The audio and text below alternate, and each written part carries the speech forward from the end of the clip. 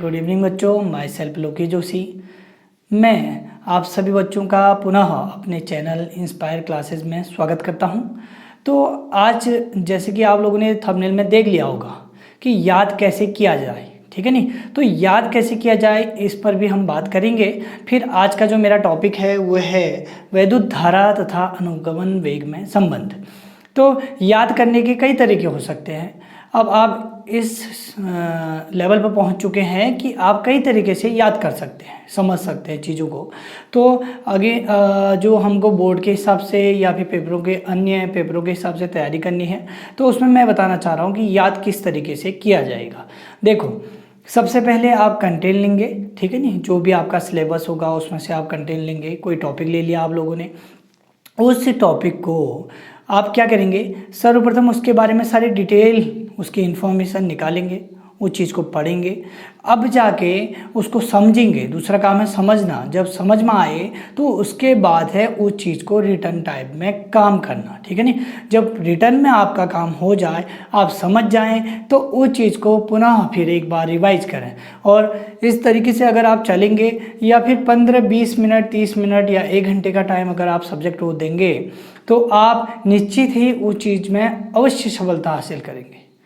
आप ये समझ के ना पढ़े कि हमें सिर्फ पास होना है, आप ये समझ के आगे बढ़ें कि मुझे 90+ लाना है, मुझे इतने आगे लाना है, ठीक है नहीं। तो आप अपने लक्ष्य को बिल्कुल टारगेट को फिक्स करके चलें कि हमें 15 मिनट पढ़ना है या इस तरीके से, तो आपको ज़रूर ही वो चीज़ें याद होंगी, ठीक है नहीं। तो इसी के साथ मैं आज का टॉपिक जो है प्रारंभ करता हूँ। आइए देखिए। तो आज का जो टॉपिक है वो है अनुगमन वेग में संबंध बताना है, और साथ में जो दूसरा है वैद्युत धारा में संबंध है, ठीक है नहीं। तो इसके लिए देखो, हम एक सर्किट लेते हैं, वैद्युत परिपथ लेते हैं। वैद्युत परिपथ में हमने एक तार लिया है जो धारावाही तार है, जिस पर हमारा Q आवेश प्रवाहित किया जा रहा है, बैटरी के सहारे विभवांतर आरोपित किया जा रहा है, और तार की जो कुल लेंथ है वो है L, स्मॉल l से इसको डिनोट किया जाएगा। तो इस समय तार पर लगने वाला कुल वैद्युत वाहक बल जो होगा वो E होगा, या वैद्युत क्षेत्र भी कह सकते हैं। यहाँ पर वैद्युत क्षेत्र है, तो वैद्युत क्षेत्र के टर्म में हमारा E जो होगा वो V/L के इक्वल होगा, ठीक है नहीं। E = V/L के इक्वल होगा। तो इसी चीज़ को हम आगे बढ़ाते हैं, ठीक है। तो इसको हम प्रूव करके आपको दिखाते हैं कि किस तरीके से अनुगमन वेग और धारा में संबंध को निकाला जा सकता है। तो आइए, तो हम कह रहे हैं कि जो आपका परिपथ है, धारावाही परिपथ है, उस पर लंबाई है, तो E जो है वैद्युत क्षेत्र, E बराबर आएगा V/L आ जाएगा। क्या आ जाएगा? E बराबर V/L आ जाएगा। अब देखो दूसरा क्या चीज़ होता है, ध्यान देंगे। देखो, जब किसी भी धारावाही परिपथ में धारा प्रवाह हो रहा होगा, तो धारा आवेश प्रवाह की दर है, तो किसी समय पर आवेश प्रवाह हो रहा होगा, तो समय जो है वो आपका I बराबर क्या होता है? Q/T होता है। एक संबंध और होता है, तो समीकरण नंबर इसको 2 लेके चलेंगे, ठीक हो गया। ये हो गया आपका धारा आवेश प्रवाह की दर को, किसी समय पर आवेश प्रवाह की दर को धारा कहते हैं, और धारा जो है I बराबर Q/T। यहाँ पर 2 संबंध आपके आ गए, ठीक है नहीं। तो अब T समय में, ठीक है नहीं, जो T समय लिया रखा है, उस समय में हमारे जो आवेश द्वारा कुल चली गई दूरी कितनी होगी, ठीक है नहीं। तो यहाँ पर T समय में आवेश द्वारा तय की गई दूरी, आवेश द्वारा तय दूरी क्या होगी? तो दूरी बराबर होता है चाल गुणा समय होता है। तो यहाँ पर आपका आ जाएगा चाल गुणा समय, तो चाल गुणा समय, ठीक है नहीं।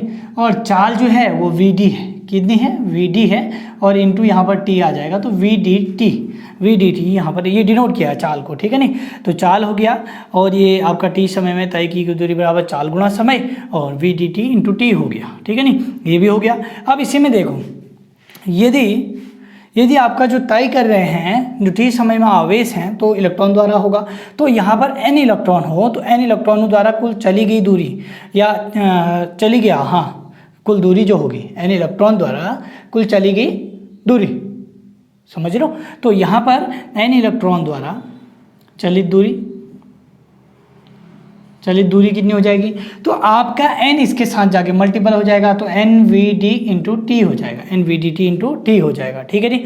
अब इसी के साथ देखो, हम बात कर रहे हैं कि एकांक क्षेत्रफल वाला जो तार है जिसकी लंबाई L है, जिस पर बैटरी की सहायता से विभवांतर V आरोपित किया जा रहा है और जिस पर वैद्युत क्षेत्र आपका E प्राप्त हो रहा है, तो E बराबर जो हो जाएगा V/L हो जाएगा। ये हम प्रारंभ में ही बता चुके हैं, ठीक है। तो E = V/L हो गया, जो समीकरण 1 द्वारा प्रदर्शित किया गया है।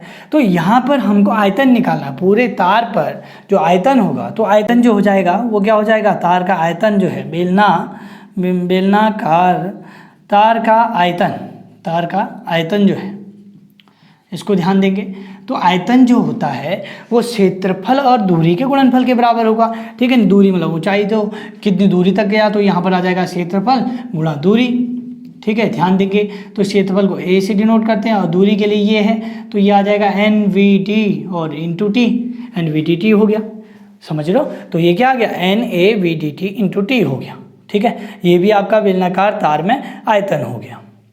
अब हम इससे आगे की बात करेंगे तो T सेकंड में तार में कुल प्रवाहित आवेश, तो T सेकंड में तार में आवेश, प्रवाहित जो आवेश है, प्रवाहित आवेश, तो आवेश को Q से डिनोट किया जाता है। किससे डिनोट करते हैं, Q से। तो Q बराबर हो जाएगा, देखो इलेक्ट्रॉन पर जो आवेश होता है वो ऋण आवेश होता है, तो यहाँ पर आपका आ जाएगा Na आगे ले लेते हैं, VD और T हो गया और माइनस ऑफ E हो गया, ठीक है नहीं। आवेश क्या हो गया, E।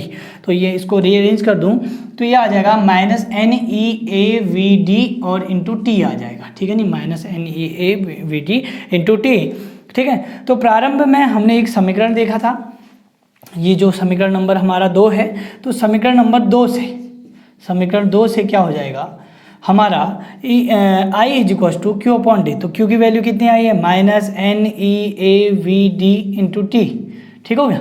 तो अपॉन Q की वैल्यू लिख दी, तो T से T कैंसिल हो जाएगा, तो आपका I आ जाएगा -NEAVD। तो यही आपका, जहाँ पर अनुगमन वेग को VD द्वारा निर्धारित किया जाता है और धारा को I से डिनोट किया जाता है, तो दोनों के बीच संबंध क्या है, वैद्युत धारा यहाँ पर आपकी क्या हो जाएगी, I हो जाएगी और अनुगमन वेग VD हो जाएगा। तो क्या रिलेशन आया, इनके मध्य रिलेशन आया I = -NEAVD, ठीक है नहीं। तो धारा जो होती है वो आपके -NEAVD के बराबर होगा। यही जो संबंध आया दोनों में, किसमें, वैद्युत धारा और अनुगमन वेग में, ये संबंध है। ये आपका इम्पोर्टेंट है, पेपरों में ये आपका कई बार पूछा जाता है। इसको ध्यान देंगे, एक बार और समझेंगे तो ये आपको जरूर अवश्य समझ में आ जाएगा। तो अब हम बात कर रहे हैं चालकता और विशिष्ट चालकता की, क्या चीज़ है ये दोनों, ठीक है नहीं। तो इसमें देखो विशिष्ट चालकता और जो चालकता है उन दोनों की बात करते हैं। तो चालकता क्या है, किसे कहेंगे चालकता, ठीक है नहीं। तो वैद्युत प्रवाह जहाँ पर हो रहा है, ठीक है नहीं, चालक जो है वो चालकता से ही बना है, चालक से ही चालकता का निर्माण हुआ है, तो चालक किसे कहते हैं। देखो ऊष्मा और वैद्युत एनर्जी, ऊर्जा, ठीक है नहीं, वैद्युत इलेक्ट्रिसिटी जो करंट है, अगर वो किसी चीज़ से पास हो जा रहा है तो वो चालक कहलाएंगे। तो यहाँ पर चालक क्या कह रहा कि प्रतिरोध के व्युत्क्रम को जो है उसको चालकता कहते हैं। पहला वाला जो है वो प्रतिरोध के व्युत्क्रम को, अब प्रतिरोध कहाँ से आया, ठीक है नहीं। तो ओम के नियम में भी हमने पढ़ा है कि एक नियतांक था, हाई स्कूल में हम पढ़ चुके हैं कि एक नियतांक था जिसे प्रतिरोध कहा गया, ठीक है नहीं। तो धारा के मार्ग में एक अवरोधक होता है, जो धारा के मार्ग में अवरोधक का काम करता है, अवरोधन का, वो एक प्रतिरोध होता है जिसे R द्वारा, कैपिटल R द्वारा प्रदर्शित किया जाता है, ठीक है नहीं। तो यहाँ पर क्या कह रहा है, चालकता किसे कहते कह रहा, चालकता प्रतिरोध के व्युत्क्रम को चालकता कहते हैं। प्रतिरोध का मात्रक होता है ओम, तो ओम का 1/ओम को क्या कहेंगे, ओम इनवर्स कहेंगे, तो इसका मात्रक हो जाता है ओम इनवर्स, ठीक है नहीं। तो दो बातें ध्यान देने की हैं, एक है चालकता किसे कहते हैं कह रहा, तो चालकता में सबसे पहली बात हुई चालकता किसे कहते हैं, ठीक है नहीं। तो प्रतिरोध के व्युत्क्रम को चालकता कहते हैं, प्रतिरोध के व्युत्क्रम को चालकता कहते हैं, ठीक है। तो R है, ठीक है नहीं। तो यहाँ पर चालकता जो हो जाएगी वो हो गया 1/R के हो गया, ये प्रतिरोध का जो व्युत्क्रम है, तो यहाँ पर इसका जो यूनिट आएगा, मात्रक आएगा, वो क्या आएगा, ओम इनवर्स आएगा, ठीक है नहीं। ये तो था पहला वाला।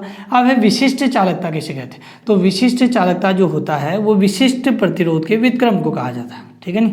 विशिष्ट प्रतिरोध के व्युत्क्रम को विशिष्ट प्रतिरोध के व्युत्क्रम को कहा जाता है। तो यहाँ पर विशिष्ट प्रतिरोध जो होता है वो होता है आपका रो, क्या होता है 1/रो। तो ये आ गया आपका, ठीक है नहीं, तो इसको अच्छे से लिखेंगे तो ये आ गया 1/रो, इस तरीके से जरा सा एक पी जैसा। तो ये सिग्मा जो है विशिष्ट चालकता विशिष्ट प्रतिरोध के व्युत्क्रम को कहा जाता है। और ये रो का संबंध, तो रो का जो संबंध पहले आया था वो चालक को प्रभावित करने वाले कारकों में आया था। तो चालक को प्रभावित करने वाले कारक जो होते हैं किसी प्रतिरोधकता में, तो आर होता है रो L/A। तो इट मीन्स दैट प्रतिरोध जो होता है वो लंबाई के अनुक्रमानुपाती और क्षेत्रफल के व्युत्क्रमानुपाती होता है। तो वहाँ पर जो नियतांक होता है वो होता है विशिष्ट प्रतिरोध। तो यही विशिष्ट प्रतिरोध का जो व्युत्क्रम होता है वो आपका विशिष्ट चालकता कहलाता है, ठीक है नहीं। तो हमारा अब आगे का जो टॉपिक है वो है धारा घनत्व तथा विशिष्ट चालकता में संबंध। तो यहाँ पर हमारा धारा घनत्व को J द्वारा डिनोट किया गया है और विशिष्ट जो चालकता है उसको सिग्मा द्वारा डिनोट किया गया है। तो इन दोनों के बीच संबंध करने के लिए वही बैटरी ली और धारावाही चालक पर विभवांतर आरोपित करने पर तो E बराबर आता है V/L। E बराबर क्या आता है V/L। तो V बराबर क्या हो जाएगा, यहाँ पर आ जाएगा A/L आएगा, A/L हो जाएगा। तो यहाँ पर विभवांतर जो है वो आपके वैद्युत क्षेत्र और लंबाई के गुणनफल के बराबर हो जाएगा। और साथ में आगे की ओर आपका हम बढ़ेंगे तो R विशिष्ट जो प्रतिरोध है, तो प्रतिरोध जो होता है वो होता है आपका रो L/A होता है, ठीक है नहीं, इसको ध्यान देंगे। अब यहाँ पर ये जो है विशिष्ट प्रतिरोध है और हम जानते हैं सिग्मा जो होता है वो 1/ विशिष्ट प्रतिरोध होता है। तो विशिष्ट प्रतिरोध ऊपर जाएगा तो ये आ जाएगा 1/ सिग्मा। तो यहाँ पर ये बन जाएगा L/सिग्मा × A। आर की वैल्यू कितनी आ गई L/सिग्मा × A, ठीक है नहीं। तो यहाँ पर आ गया, इसको समीकरण नंबर 2 ले लेंगे। समीकरण नंबर 2 हो गया। समीकरण 2 तो ओम के नियमानुसार, तो ओम का नियम हम हाई स्कूल में समझ चुके हैं, फिर भी हम बताना चाहेंगे। ओम का नियम जो था वो विभवांतर और धारा के मध्य एक संबंध था। तो वहाँ पर V जो आता था वो आता था IR के इक्वल, ठीक है नहीं। तो यहाँ पर जो R की वैल्यू है उसको यहाँ पुट करेंगे तो V = आ जाएगा I × R की जगह आ जाएगा सिग्मा × A, ठीक है नहीं, ये ध्यान देंगे। और इससे पहले हमने पढ़ा है कि जो आपका धारा घनत्व होता है, धारा घनत्व जो है वो क्या होता है, धारा घनत्व जो J होता है वो आपका I/A आता है, I/A धारा और उस पृष्ठ का जो पृष्ठ का क्षेत्रफल है उसके अनुपातिक क्रिया है। तो यहाँ पर I/A की जगह क्या ले लेंगे, J ले लेंगे। तो ये आ जाएगा J हो जाएगा, ठीक है नहीं। और यहाँ पर आपका J/सिग्मा आ जाएगा, J/सिग्मा और × L आ जाएगा, ठीक है नहीं, ये भी ध्यान देंगे। अब पुनः हम समीकरण 1 में जाएंगे। समीकरण 1 के पास चलें तो समीकरण 1 में जब V की वैल्यू रख देंगे, समीकरण 1 में V का मान, तो E बराबर क्या है, यहाँ पर देखेंगे V बराबर V का मान है L/सिग्मा, ठीक है नहीं, और E × L, तो L से L कैंसिल हो जाएगा। तो आपका जो संबंध बनेगा, इससे आगे का जो संबंध है ये ऊपर लिख रहे हैं। तो E = तो यहाँ पर हम संबंध को लिख रहे हैं कि क्या लिख रहे हैं, E = J/सिग्मा। तो दिस इम्प्लाई ये बन जाएगा J sigma E, sigma × E। तो यही संबंध धारा घनत्व और विशिष्ट जो चालकता है उनके मध्य आए हैं, ठीक है नहीं। तो एक बार पुनः देखेंगे, धारा घनत्व को हम J द्वारा प्रदर्शित कर रहे हैं और आपका सिग्मा जो है विशिष्ट चालकता है और E आपका वैद्युत क्षेत्र है। तो ये भी आपका बोर्ड परीक्षा के लिए बड़ा महत्वपूर्ण साबित होगा। तो अंत में मैं आपसे यही कहूँगा कि टॉपिकों को और अच्छे तरीके से आप पढ़ने की कोशिश कीजिएगा, ठीक है नहीं, समझने की कोशिश कीजिएगा। अगर इनमें से या किसी अन्य प्रकार की समस्या अगर हो आपको, तो आप हमारे YouTube चैनल पर जो कमेंट बॉक्स है उस पर कमेंट छोड़ सकते हैं, अपना क्वेश्चन छोड़ सकते हैं, हम उसका रिप्लाई आपको करेंगे। और साथ ही आप अगर अभी चैनल में नहीं जुड़े हैं तो ज़रूर चैनल को ज़रूर सब्सक्राइब कीजिएगा, ठीक है नहीं, बेल आइकन को भी ज़रूर कीजिएगा क्योंकि नया नोटिफिकेशन आपको आएगा, जिससे आप समझ जाएंगे कि हमारा नया वीडियो आप तक पहुंच चुका है और आप उसको देख लेंगे अपने समय के अनुसार, ठीक है नहीं। बाकी हमारी ये सीरीज़ आपके लिए बहुत ही महत्वपूर्ण होने वाली है, ठीक है नहीं। तो कई बार आपको रिविज़न करने में भी सुविधा प्रदान करेगी। इसी के साथ आज का सेशन यहीं पर समाप्त करते हैं। धन्यवाद।